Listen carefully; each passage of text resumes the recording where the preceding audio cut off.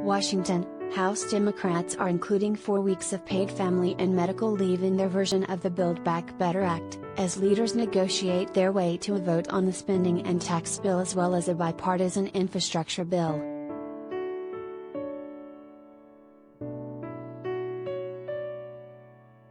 The House Rules Committee would start the process Wednesday for an eventual floor vote on the newly amended legislation, Speaker Nancy Pelosi, Democrat California, announced in a letter to colleagues, though it wasn't clear how soon the House would consider the bill.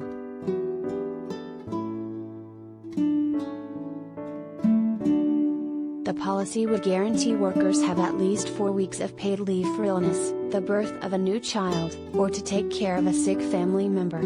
Currently, more than 75% of the private sector workforce doesn't have access to paid family leave, and roughly 60% doesn't have paid medical leave. The United States is one of the only countries that doesn't provide any paid leave for workers.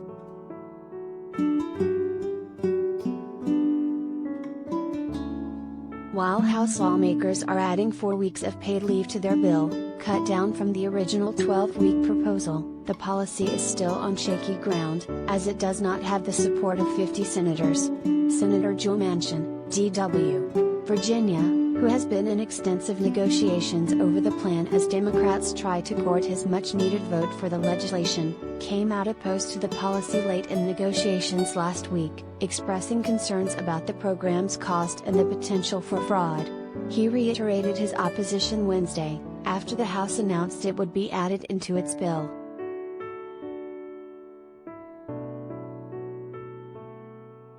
Pelosi said in her letter that she had been informed by a senator of opposition to a few of the priorities contained in her bill and that Democrats would have to figure out a compromise.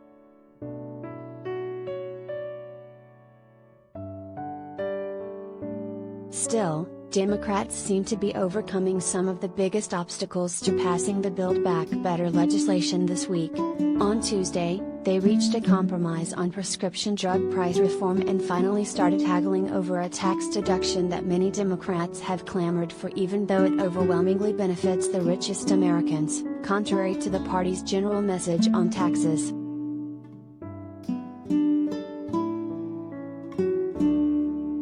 Progressives have twice blocked a standalone vote on the bipartisan infrastructure bill in the House, as it's their only leverage to fight for stronger social spending programs in the Build Back Better Act. But Congressional Progressive Caucus Chair Pramila Jayapal, Democrat Washington, said Tuesday that progressives are ready to support both bills this week despite uncertainty over some Build Back Better provisions.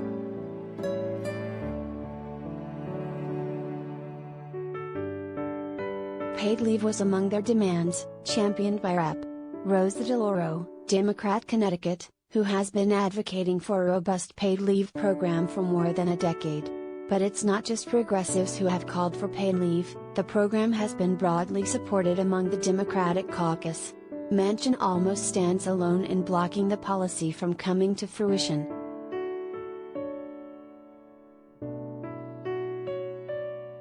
There are many programs and priorities that are central to rebuilding our economy to be stronger and more inclusive, but with paid leave, we will finally recognize that workers have responsibilities outside of their jobs and unlock their full potential, House Ways and Means Chairman Richard Neal, D.Mass., said in a statement Wednesday.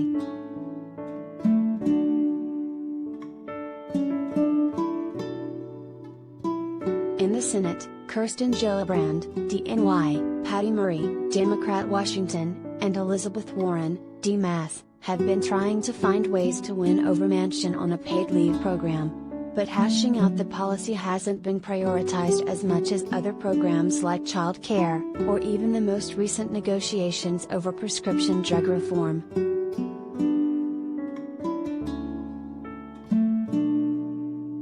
I don't know the answer, Warren said in response to a question about when the United States will catch up with other industrialized nations on paid leave. I've been in this fight for years. There are people who've been in politics longer than I have, who've been in this fight even longer. Families have come under increasing stress for decades now.